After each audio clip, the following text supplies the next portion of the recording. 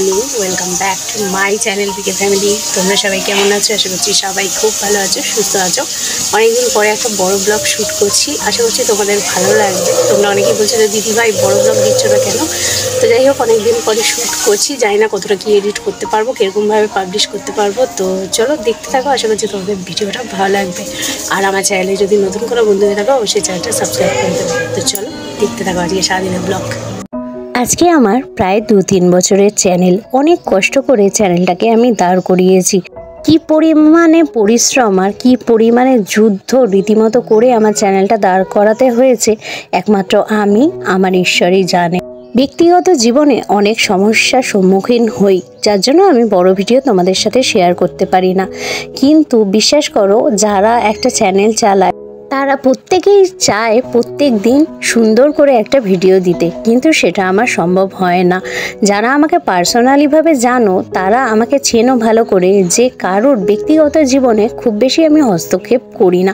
খুব বেশি কি, কারোর ব্যক্তিগত জীবনে আমি হস্তক্ষেপ করিই না।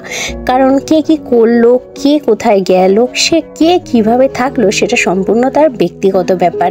কিন্তু আমার লাইফে সেই জিনিসটা আমি থাকতে পারি না। খুব কম আমি বেরোই, যেটুকু বেরোই তোমাদের দাদাভাইয়ের সাথে বেরোই। আর সারাদিন ঘরে নিজের সংসারের কাজ কর্ম, তাছাড়া ভিডিওর কাজ, এইসব নিয়েই আমি কিন্তু ব্যস্ত থাকতে বেশি ভালোবাসি। শুধু এখন বলে না, আগাগোড়াই আমি সেই রকমই, কারোর ব্যাপারে কোনো কিছু হস্তক্ষেপ আমি করি না। কিন্তু এখন দিন রাত্রির আমি যে কিভাবে চলছি আর কিভাবে থাকছি, মানে কতটা ঝামেলা অশান্তির মধ্যে দিয়ে যে আমাকে যেতে হচ্ছে, একমাত্র আমিই জানি, আমার ঈশ্বরই জানে, আর আমার ছেলে আর আমার স্বামীই জানে। কারণ আমার ভিডিওগুলো এমন কিছু কিছু মানুষ আছে দেখে সেই ভিডিওর লিঙ্কগুলো একে ওকে পাঠায়, যেন আমি কি না কি ছাড়ছি ভিডিওর মধ্যে। বলছি, তোমাদেরও তো নিজেদের ব্যক্তিগত জীবন আছে, তোমরা নিজেদের লাইফটা নিজেদের মতো চালিত করার চেষ্টা করো না। তোমাদেরকে কে বারণ করেছে?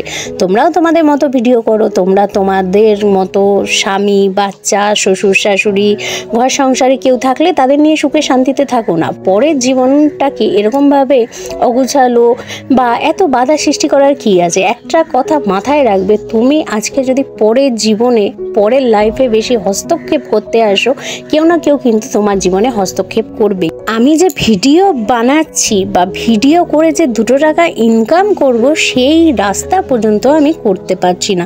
এই যে দেখো, এটা হচ্ছে আমার ওষুধের বাক্স। এখন আমাকে কিন্তু প্রত্যেক দিন অনেকগুলো করে ওষুধ খেতে হয়। এটা হচ্ছে অ্যালার্জির ওষুধ, এখানে গ্যাসের ওষুধ আছে, আরও ব্যথার ওষুধ আছে। কারণ এই ভিডিওটা অনেক দিন আগে, বললাম তো, মানে প্রায় ভিডিওটা শ্যুট করেছি 1 মাস 1.5 মাস হয়ে গেছে। 1 মাস 1.5 মাস পরে আমাকে একটা বড় ভিডিও তোমাদের সামনে পাবলিশ করতে হচ্ছে। তার মানে চিন্তা করো, 1-1.5 মাসে কত কিছু হয়ে গেছে জীবনে।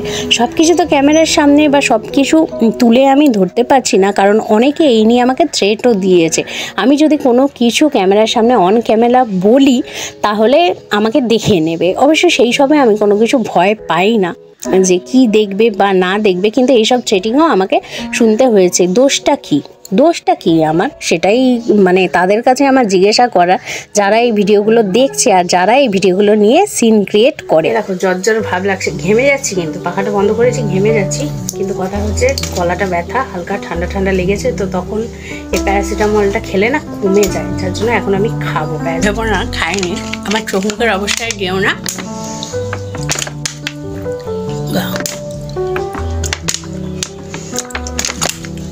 কালকে সারাদিন অনেক ধকল গেছে, সারাদিন খাওয়া দাওয়া হয়নি। সন্ধ্যে 7:30টার সময় ভাত খেয়েছি, তাও রান্নাবাড়ি করতে পারিনি, ডাল আর ডিম ভাজা দিয়ে।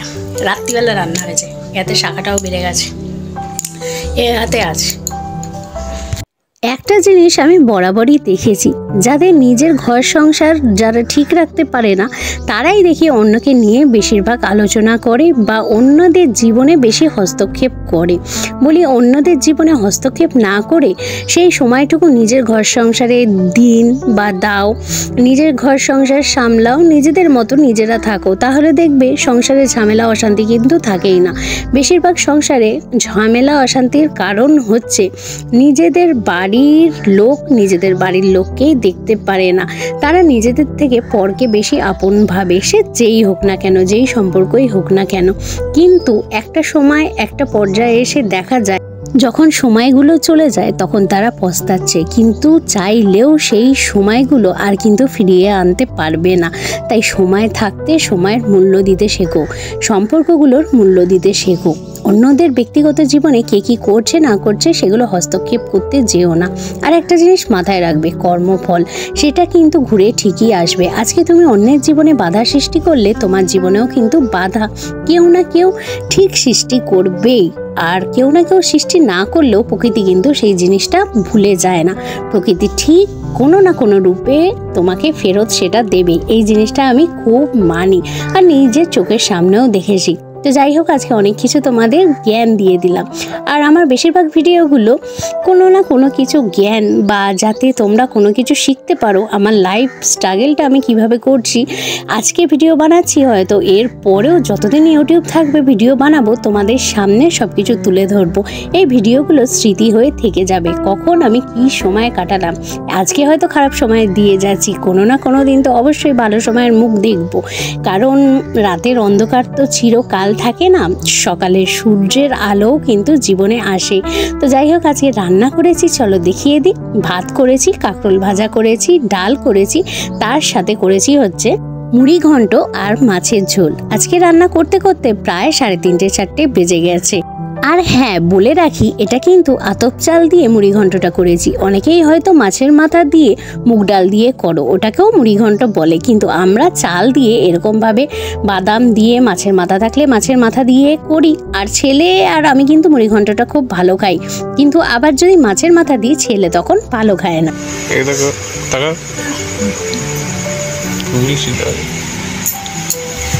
এই দেখো আমাদের মোগলাই, এটা হচ্ছে মোগলাই, তোমাদের দাদাভাই মোগলাই ভেজেছে। এই যে এটাকে এখন কাটছি, দেখা এই দেখো কাটিং করছি, খুব বেশি বড় বড় না।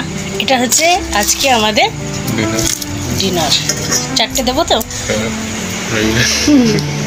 এই যে বিল্লু আমাদের মোগলাইয়ের সাথে আছে, দেখা কি আছে। এখানে রয়েছে ডিমের ঝোল, এটা দুপুরে। হাঁসের ডিম আছে একটা, পোলট্রির ডিম, এখানে স্যালাড, আর এখানে হচ্ছে সস। ইয়া পে ফোকাস করো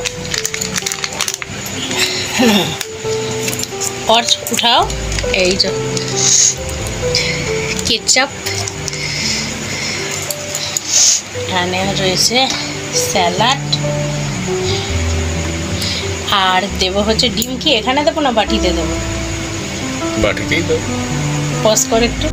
আজকে মোগলাইটা বিশেষ কারণে করা। তোমাদের দাদাভাই এখন ইউটিউবে কুকিং চ্যানেলগুলো দেখছে, তো কি রান্না করবে আজকে ফাইনালি এটা হচ্ছে পকেট মোগলাই। ছোট্ট করে মোগলাই করেছে, সেটার থেকেও কেটে 4 টুকরো করে নিচ্ছি।